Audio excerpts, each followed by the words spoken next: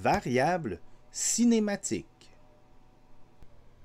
Bonjour, donc on aborde maintenant la cinématique.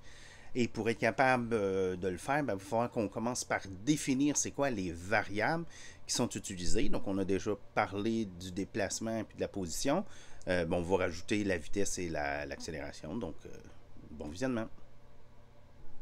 Quand il est question de cinématique, la variable de base, là, la plus importante, c'est la position. Donc le vecteur position, on l'a déjà vu, c'est le vecteur décrivant l'endroit où se trouve l'objet par rapport à l'origine. Donc généralement, on utilise la lettre R, soit en majuscule, soit en minuscule, et les composantes normales, c'est X, Y, Z. C'est ce qui est le plus souvent utilisé. Donc ça, c'est le vecteur. Ici, on voit la position. Ça veut dire que j'ai un objet ici. Le vecteur déplacement, lui, c'est le vecteur qui décrit le changement de position. C'est-à-dire qu'à un certain temps, j'ai une position et ça va varier par un vecteur que je vais noter avec un delta pour indiquer que c'est une variation. Et les composantes, c'est les variations des composantes. Donc delta X, delta Y et delta Z. Donc par exemple, ici, j'ai en bleu un vecteur de déplacement. Donc je suis parti d'une position et j'arrive à une autre position, donc je me suis déplacé. Et le vecteur résultant, la position finale, peut s'exprimer comme R plus delta R. Donc, vous voyez bien ici que mon vecteur rouge, donc R et delta R, sont mis bout à bout pour donner le vecteur résultant.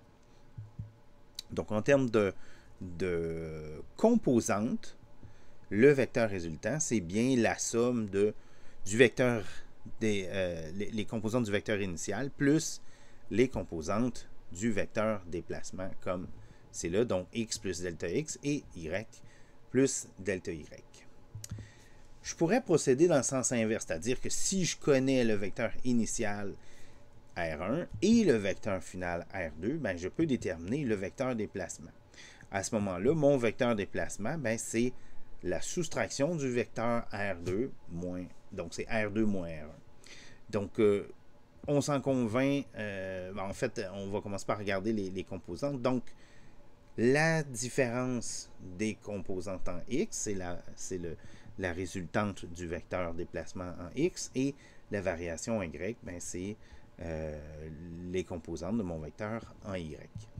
Donc, on peut se convaincre de cette équation-là simplement en additionnant le vecteur négatif R1. Donc, si je fais moins R1, je tourne le vecteur de bord, je le mets au bout de mon vecteur R2 parce que c'est R2 moins R1, et la résultante, ce serait un vecteur qui partirait de l'origine vers ici, et vous voyez que c'est exactement le même vecteur que celui qui est là ici, delta R. Donc, c'est bien ce que je viens d'expliquer. Bon, on va faire un petit exemple. Imaginez qu'on a un petit singe et que le petit singe doit aller attraper la banane. Donc, je suis en 2, 4 et la banane est en 8, 5. Donc, le vecteur déplacement, delta R, à ce moment-là, c'est R2 moins R1. Donc, je peux prendre les composantes. Donc, les composantes, c'est en X, la variation en X, et en Y, la variation en Y. Donc, la variation en X, qu'est-ce que c'est? C'est 8 mètres moins 2 mètres, ça va me donner un 6 mètres. Et en Y, c'est 5 mètres moins 4 mètres qui va me donner 1 mètre. Donc, le vecteur résultant, ces composantes sont celles-là. Donc, si je traçais ce vecteur-là à partir de l'origine, il serait ici et il s'en aurait à peu près jusqu'ici. Donc, c'est vraiment ce vecteur-là que je pourrais déplacer. Là, on l'a mis bout à bout pour montrer que je suis bien capable de reproduire mon vecteur R2 ici. Donc, la distance, on se souvient que c'est la norme que je vais noter en mathématiques avec deux barres comme ça de chaque côté. En physique, normalement, on va en mettre juste une. Bon, là, j'ai décidé d'en mettre deux. C'est quoi? C'est la racine carrée de la somme des carrés des composants. Donc, 6 carrés plus 1 carré, je prends sa racine carrée, ça fait 37 mètres carrés. Et d'où ça sort ça? Ça sort du fait qu'on a utilisé le théorème de Pythagore. Pourquoi? Regardez, quand j'ai mon vecteur tracé comme ça, je peux toujours le décomposer. On a dit selon x et selon y. Donc, à ce moment-là, j'obtiens un triangle rectangle. Et un triangle rectangle, ben, ça répond à la règle de Pythagore. Donc, la grandeur de mon vecteur delta R, qui n'est rien d'autre que mon hypoténuse. Hein, donc, c'est mon hypoténuse. Donc, chez le carré ici, c'est égal au carré de delta x plus le carré de delta y. Donc, ça, c'est le carré. Moi, je prends la racine carrée pour avoir la norme. Donc, on va noter que les normes ne s'additionnent pas. Donc, je ne peux pas dire la norme de mon vecteur résultant, c'est la norme du premier plus la norme de mon vecteur déplacement. C'est complètement faux. Hein, on s'en convainc là, en regardant les valeurs. Donc, j'ai racine de 20 pour la position initiale du singe. J'ai racine de 89 pour la banane. Et puis, si vous faites le décompte, là, ça ne donne pas du... C'est pas relié. Là. Je ne peux pas connecter avec mon racine de 37. Et, oh, ça j'avais oublié que ça faisait ça. Le singe aime la banane. OK, donc le deuxième paramètre, c'est la vitesse. La vitesse, qu'est-ce que c'est? C'est le taux de variation de la position par rapport au temps. Qu'est-ce que ça veut dire? Ça veut dire que la position, elle peut changer. Et la vitesse, en fait, le temps que ça prend pour changer détermine la vitesse. Imaginez, on va commencer en une dimension. Donc, j'ai mon objet ici, ma boule, et elle va se déplacer. Donc, au temps, juste avant que ça se déplace, là, je pars le chronomètre, je suis au temps t égale à 0, et là, ça commence à se déplacer. Donc, j'ai une progression, donc ici, une vitesse constante, et après 6 secondes, ben, j'ai une position finale. La vitesse moyenne, on va dire que c'est la vitesse moyenne, quand je vais prendre la distance qui va être parcourue au total, et je vais diviser ça par le temps que j'aurais pris pour le réaliser. Donc, la vitesse, ici, c'est la variation en x, donc la distance parcourue, ça c'est la variation en x, divisé par le temps. Donc, le temps que ça a pris, donc je peux commencer au temps t égale à 0, j'arrive au temps t égale à 6, donc en 6 secondes, j'ai franchi cette distance-là, ça représente ma vitesse moyenne. Vous remarquerez que c'est des mètres par seconde, ou en tout cas une unité de distance divisée par une unité de temps.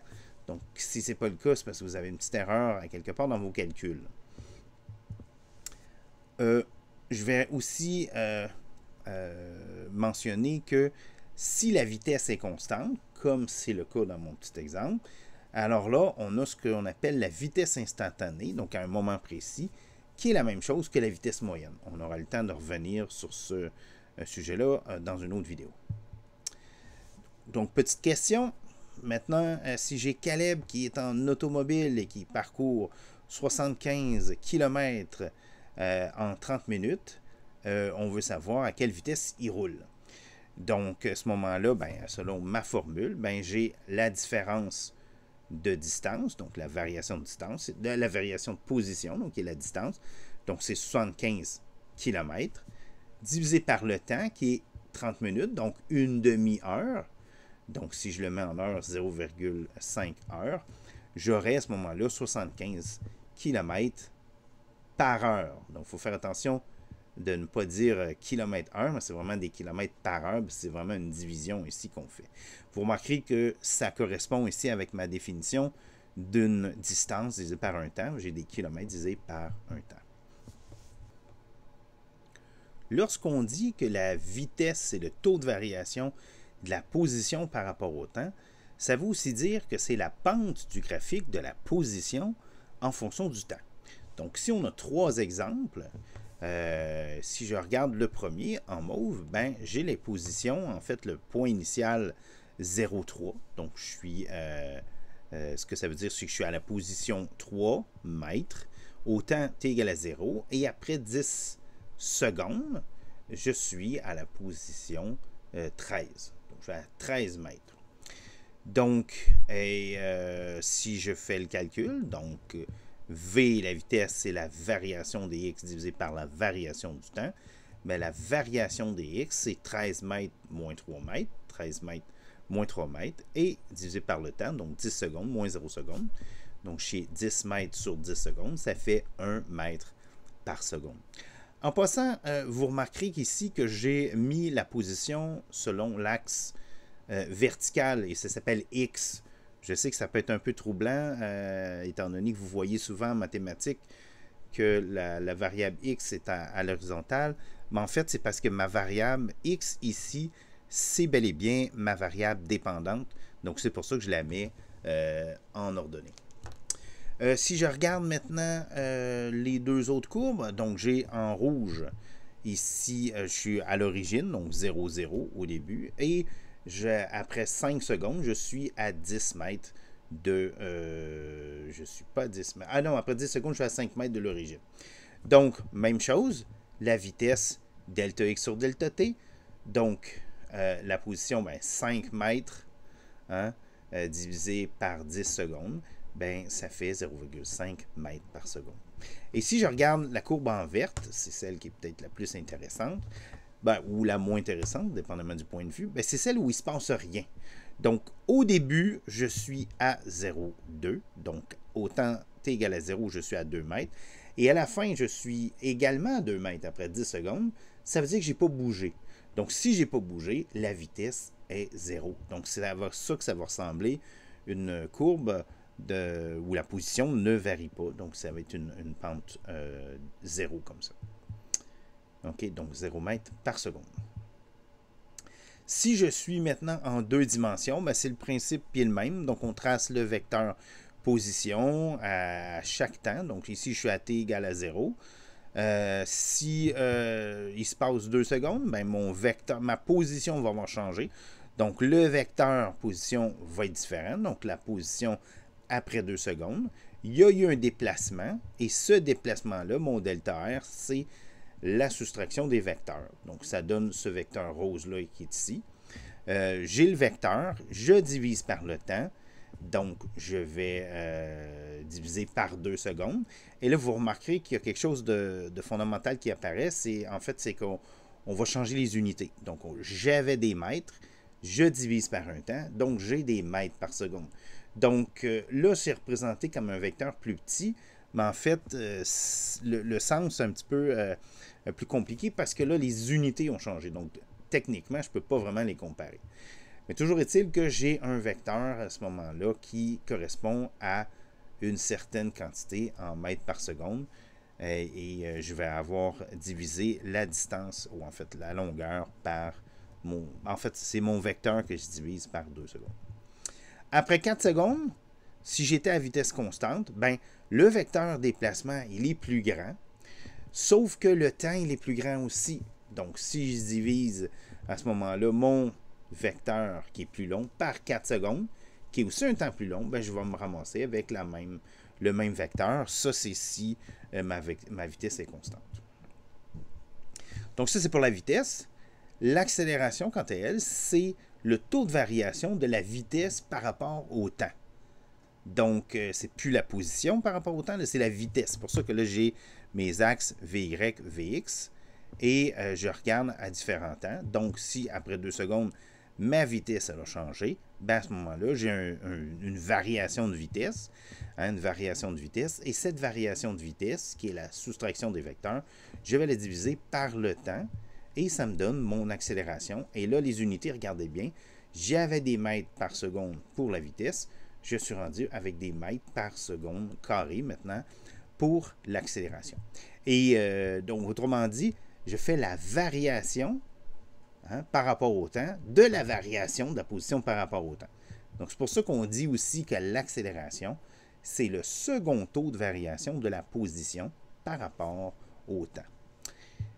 Un autre commentaire vraiment très important, c'est pas parce que une vitesse en valeur absolue, donc la norme d'une vitesse reste la même, que il n'y a pas une accélération. Donc, du moment où il y a un changement de direction de vitesse, il y a une accélération. De la même façon que du moment où on change notre position, il y a une vitesse.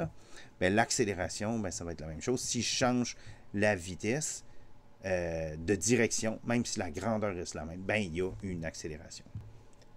En résumé, la vitesse correspond au taux de variation temporelle de la position. Donc, autrement dit, c'est la division de la variation du vecteur position par la variation de temps. L'accélération, c'est le même principe, mais là, à ce moment-là, c'est la vitesse qui varie dans le temps. Donc, c'est le taux de variation de la vitesse par rapport au temps. Et je pourrais dire également que c'est le second taux de variation de la position par rapport au temps, puisque la vitesse, c'est déjà un taux de variation.